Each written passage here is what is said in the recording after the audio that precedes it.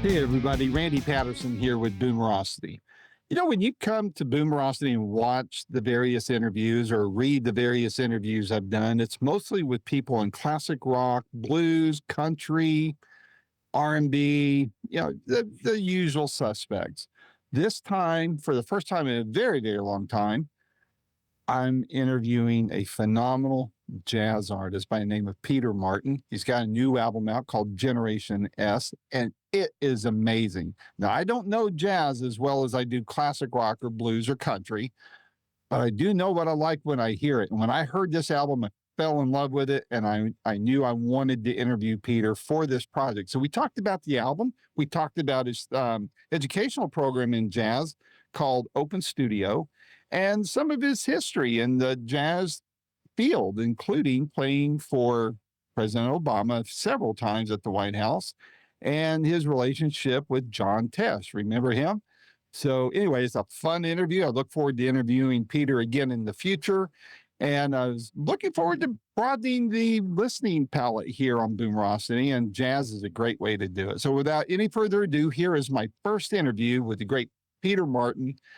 And as always, would you please hit subscribe on this YouTube channel if you haven't already? Please share with your friends and ask them to do the same. And please hit subscribe on whatever podcast platform you're listening to this on. It helps us out a lot and it doesn't cost you a dime.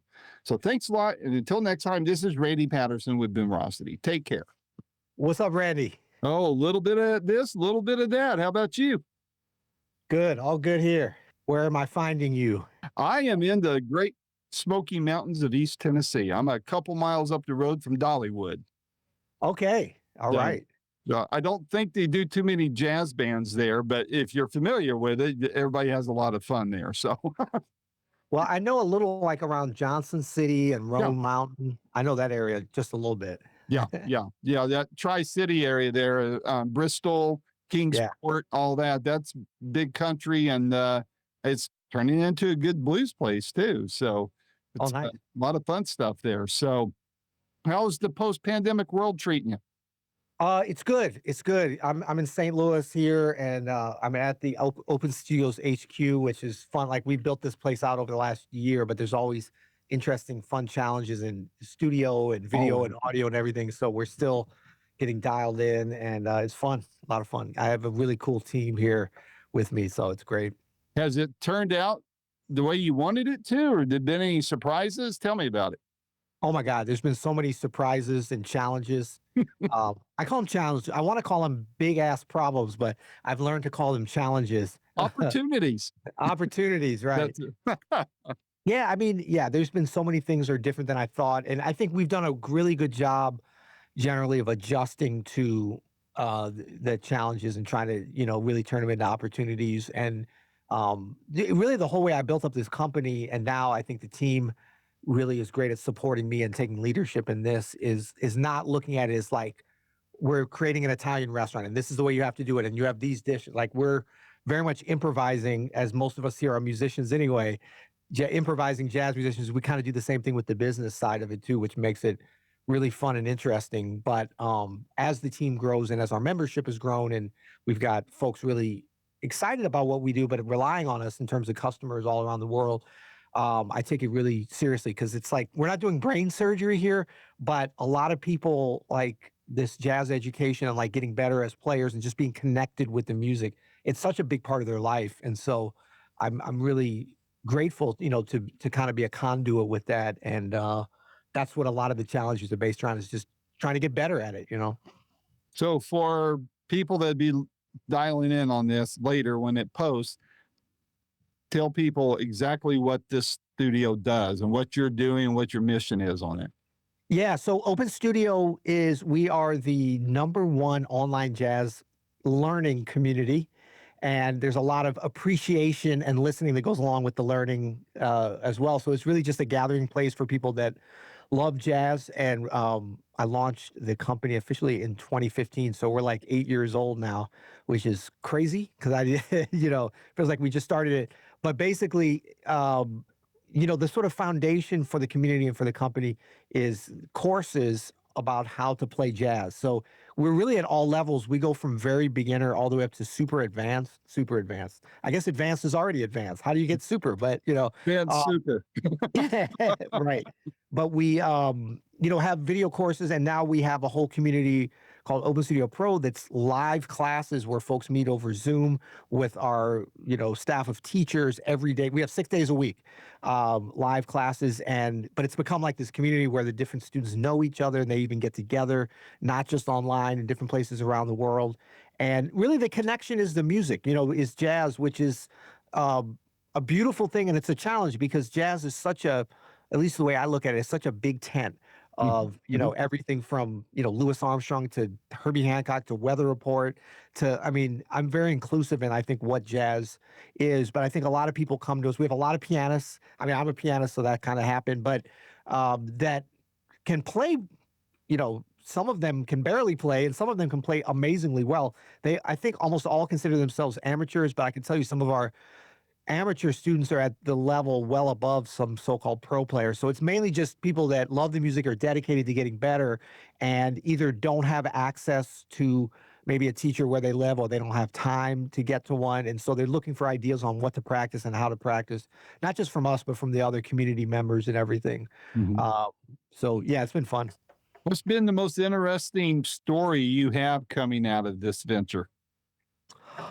Oh, well, let's see. So we've had a few sort of celebrity students, which sort of amazed me, and I think it's sort of safe to talk. Well, yeah, for sure, one of them is safe because I asked them. John Tesh, who like a Really? lot of yeah, so he was like a really early. He just sort of signed on for my lessons in particular at the beginning, and we saw his name came up because we were small enough then where like I would see every person that came on. Mhm, We only had a couple hundred people, I think, at that time, and I was like, I wonder if this is the John Tesh. And I didn't really think about it. And he stayed on. And then Dan Martin, who's my co-founder, he's a little bolder than me with these things. He just like emailed him and said, "Hey, I'm just wondering, are you the John Tesh?" And he said, "Yeah." And so that was my first inkling that like I knew what we were creating, especially like with my because it started out just my lessons, and then we've built up to much bigger than me, mhm. as you should. But that's when I first realized I thought I was making lessons for at first like young people coming up. Like I thought back to when I was like a teenager trying to learn how to play jazz, and like I had people that would help me. Both my parents are musicians, so I had a lot of in-house help and privilege, as you would say. But like I also had access to a lot of great players like Wynton Marsalis really Mm. influenced me. I got to meet him when I was like 13 years old Oh, because wow. my dad, he came to St. Louis to play with the symphony. My Right. dad played in the symphony at the time and was talking to Wynton. I mean, Wynton was young then. He was like early 20s. Mhm. But my dad told him, "Oh, my son and some of his friends are kind of put this band together. They're trying to play jazz." And Wynton said, "Bring him down to the rehearsal tomorrow. I want to meet him." And so I came down, and that started this kind of mentorship and friendship that's gone on, to this day. How So cool. yeah, so like kind of my idea was like all this stuff I learned from Wynton and just from other people.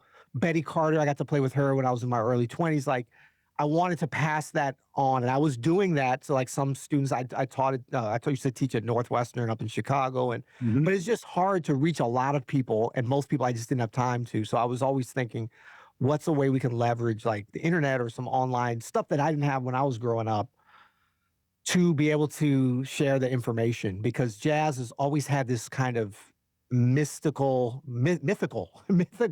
It's like this, it's like the Harry Potter castle that you can't figure out how to get in. What's happening back there? How do the bats fly?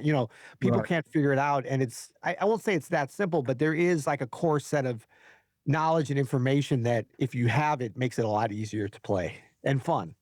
Well, I'm not as knowledgeable on jazz as I am on classic rock or blues or all that, but correct me if I'm wrong, but it seems like with the blues artists, there seems to be this ebb and flow that happens. There's it's big, then it kind of goes down, and people get out of the genre, and then it kind of takes a research. I mean, there's always that thin line of people who are starving but loving it type of thing.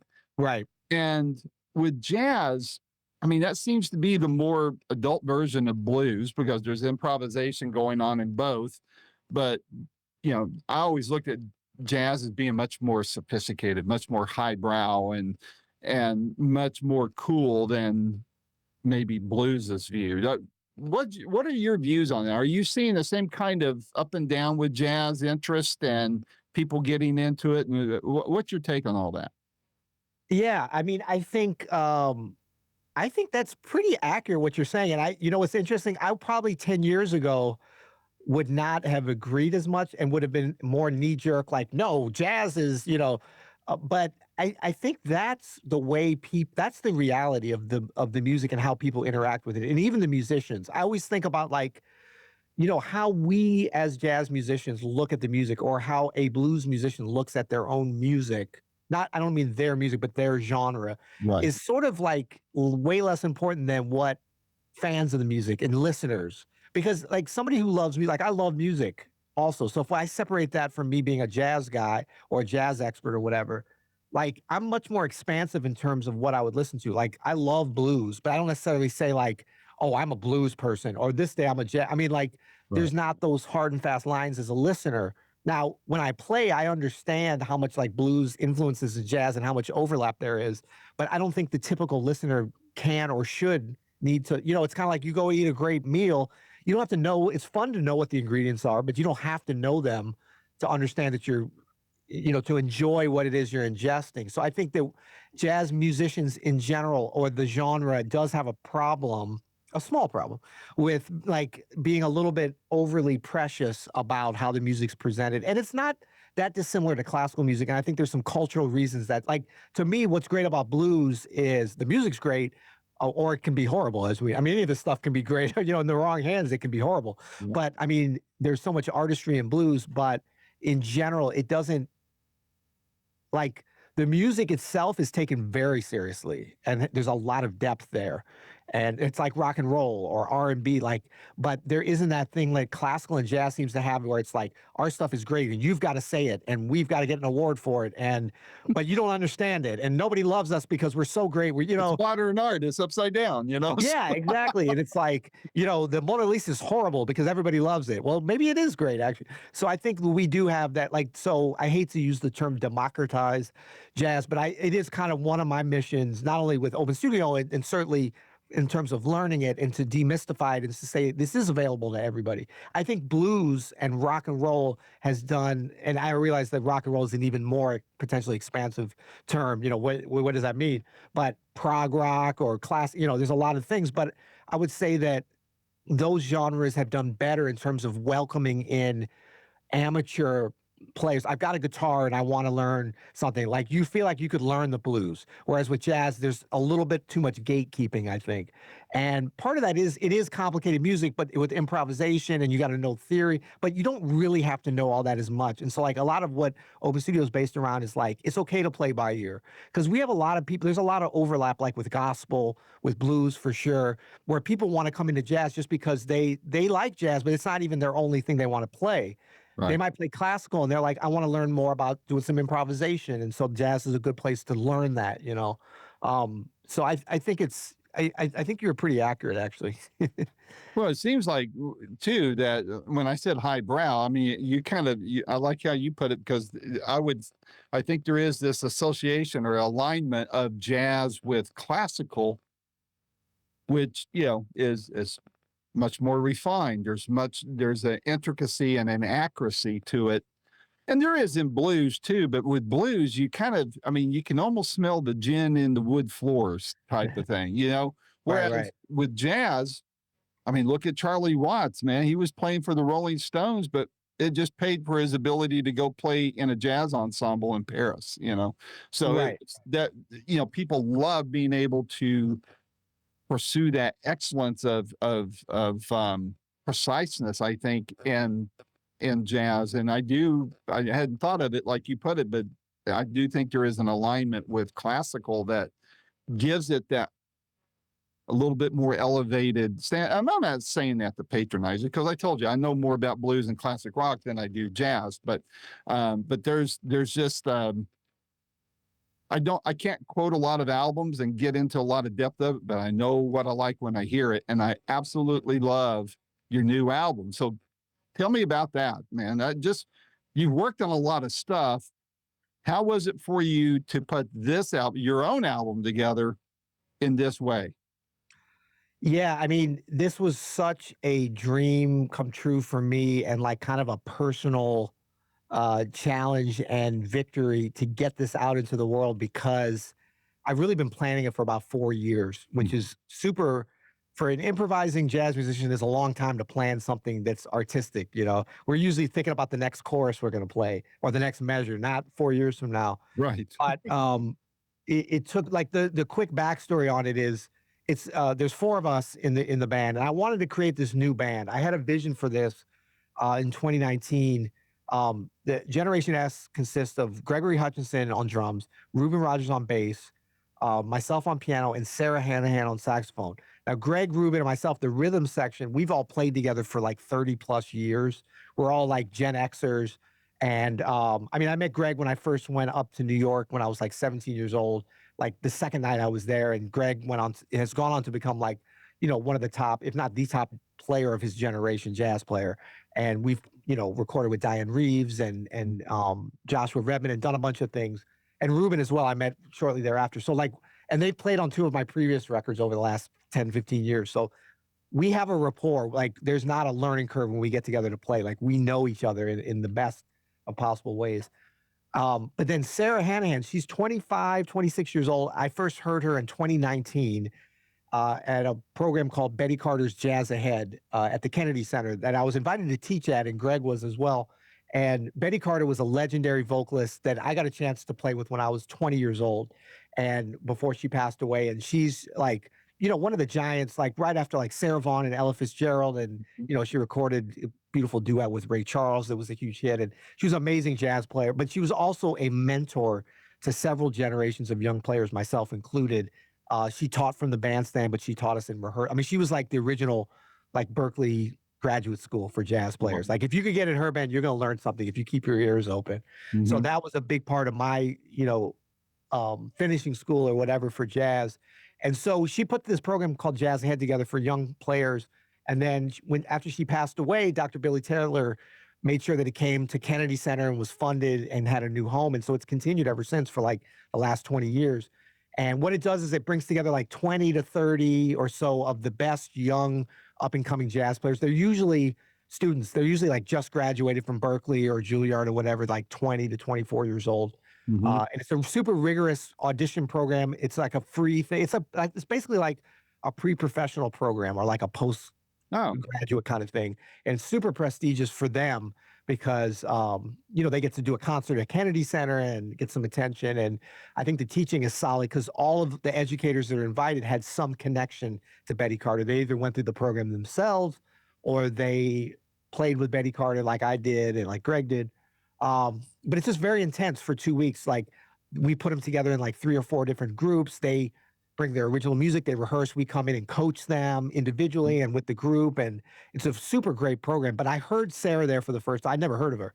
And all the young students were amazing, but like she really stuck out to me. And I was like, I usually play trio, but I was like, I want to form a band and have her in. I could hear the kind of music that I wanted to write and include her in. So that was really the seed for what became Generation S. And so I kind of put it on the not on the back burner, but I was like, we'll see when I can do this. And the open studio was like really taking off then. And so I had a lot of I was still touring with Diane Reeves and Christian. I think it was just a lot of stuff going on.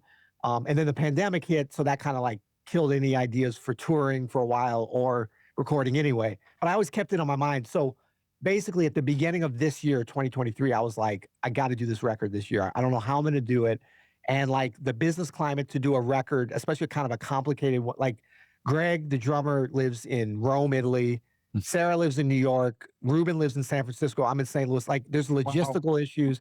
Everybody's like touring with all these people. Like I didn't know how I was going to do it, but I was like, I got to do it this year. So Mhm. that became my mission. And so we got everyone to commit to a week in September. And then in July and August, I wrote all the music. I mean, I'd had little sketches and ideas, but like I had a deadline. I was like, okay, I'm going to write the music. I didn't want to do any standard. I mean, I was open to maybe doing it, but I was like, I think I have a vision for like a complete record of new music. I was like, let's see what that'll be like. Mhm. So that was kind of risk number one. Who wants to buy a record with nothing they know on it? Right. Maybe, maybe not. But then as we got closer, I was getting excited about it. And um, I was like, what can we do kind of different with this? So it's not just your typical thing. So the first thing was like, I didn't want it to be Peter Martin quartet because that's like a problem with jazz. It's the same thing, like coming from classical. Like, why does it have to be so stale? Like, why can't it be, like, Randy Jackson and the blues explode? All these Right. other genres have cooler names. I was like, we got to do something. So that was sort of the Generation S, which has its own fun story. But the idea too was that, like, how can we present the music in a different way as opposed to just let's make an album.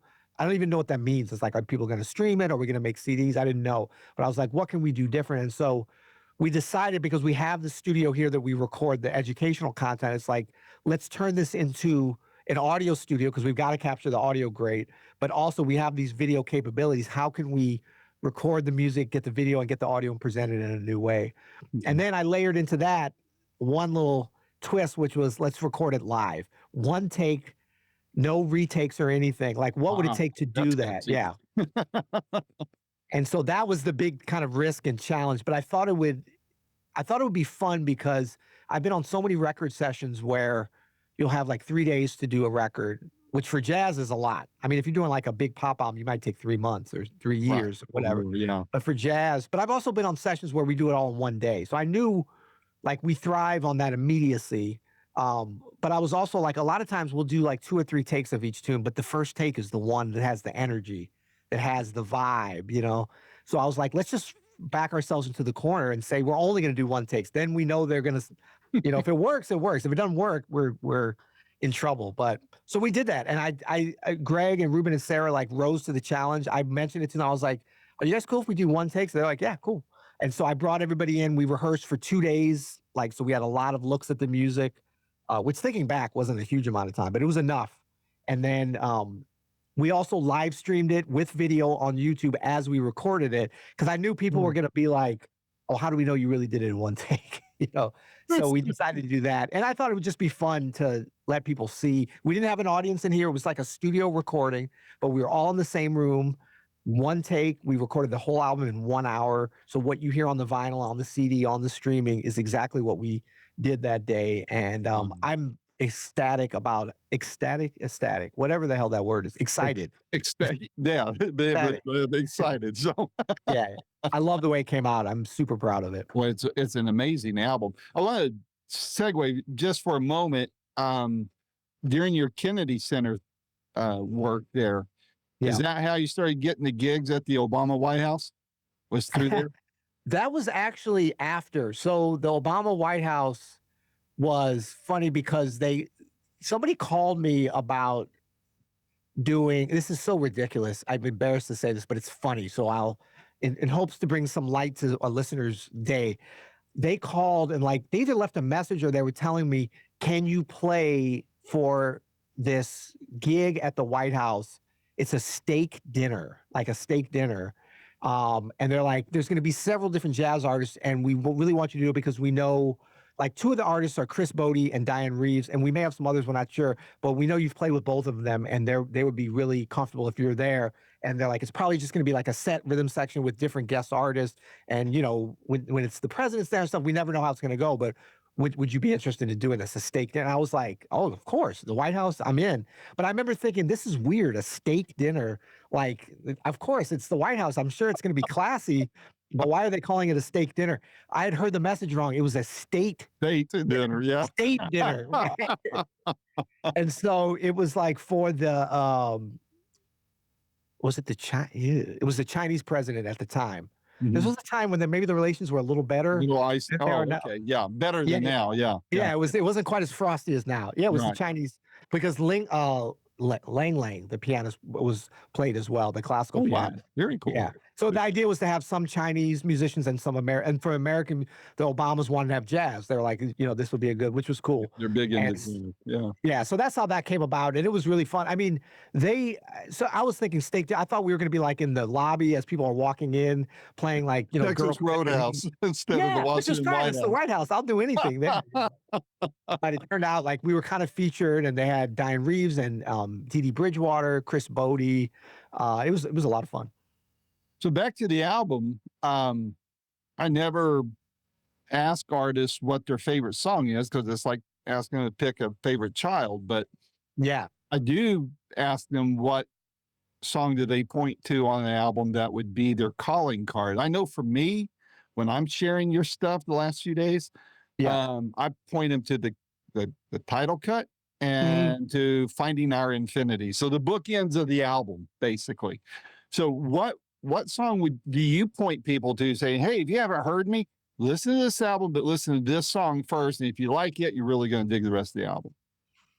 Yeah, so to answer that, I would probably tell them Groove Echo Chamber, Ah, yeah, which is the yeah, yeah. yeah, because I think it's a good entry point, even though it's not necessarily I actually like Finding Our Infinity too, and the last two, like, that's probably my favorite, like, for me to listen to, that's sort of my go-to, but Mhm. it's so, like, I don't think it's necessarily the best entry point because it's not Good point. I Yeah. indicative of the rest of the record. Like, Groove Echo Chamber, I think, like, really showcases everybody's playing. It's upbeat, it's exciting. It hits on some different things that we go to. I think finding like my idea on this record is that like I don't know if anyone listens to entire albums in order anymore, but I still do. So I'm Yeah. like, I wanted to I'm old program school it. like that. So, Yeah. I don't know if like people's attention span, but I was like, well, in case somebody does, I wanted it to reward them for listening in order, to be kind of a whole set, a whole experience. So it was very much, it was even composed with that in mind. Like I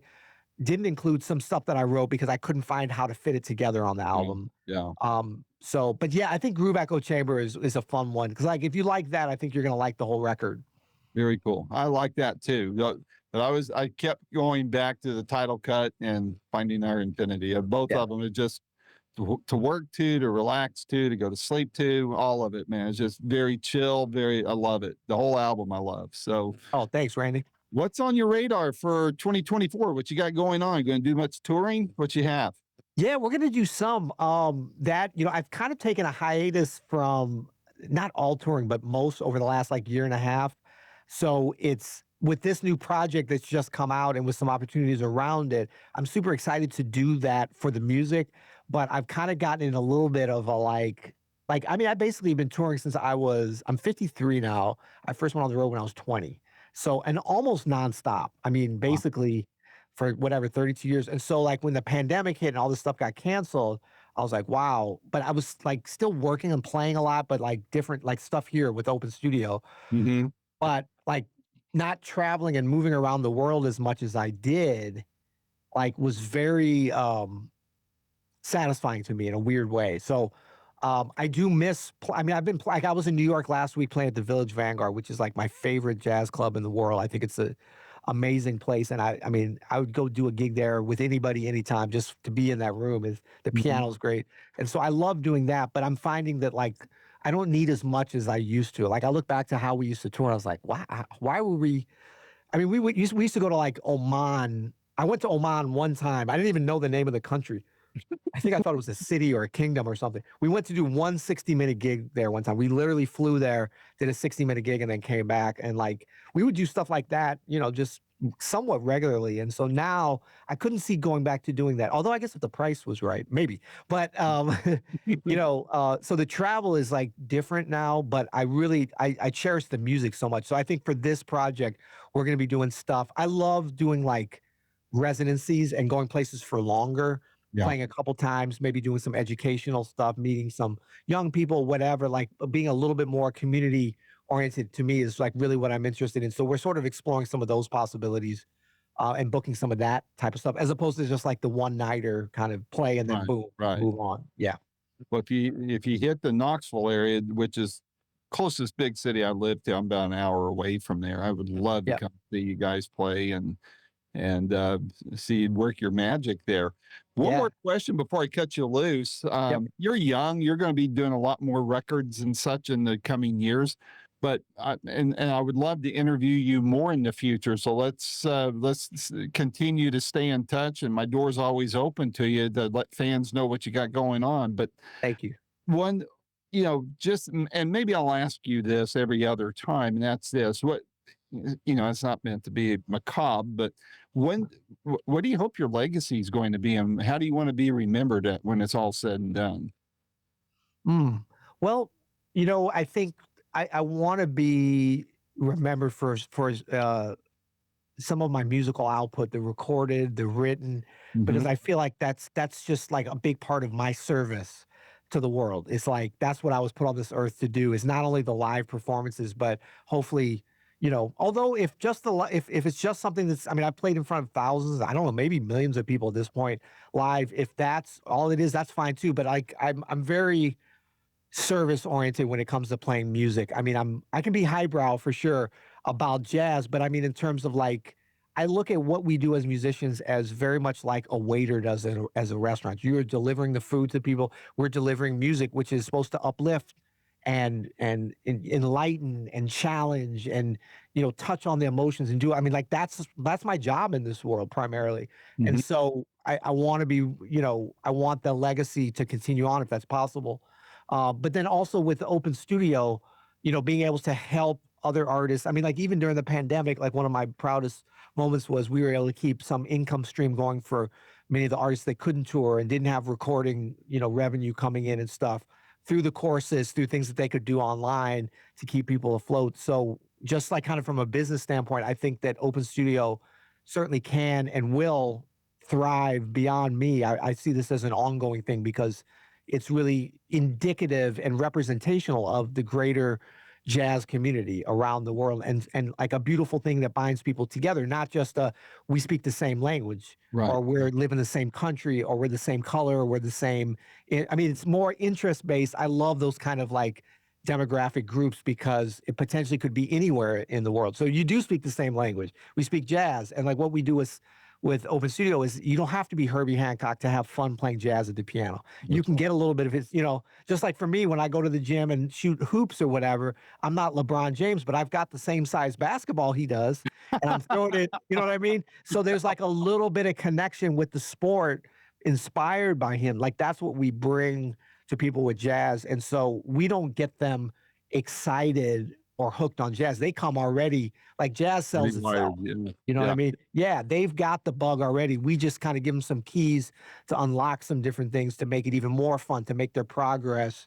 I'm looking for that with basketball. If somebody can tell me how to get on LeBron's level a little bit easier than the rate that I'm going now, that would be exciting. I need a coach, I guess. And so that's kind of what we bring to the game for them. Well, cool. I love that.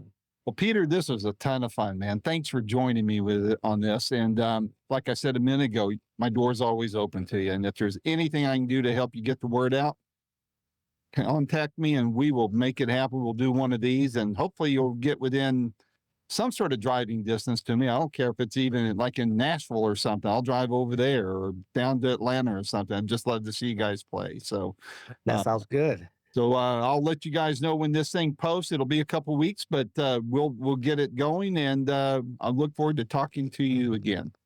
Thanks a lot, Randy. I enjoyed it. Take care. Have a good evening. Peace. You too. Bye bye.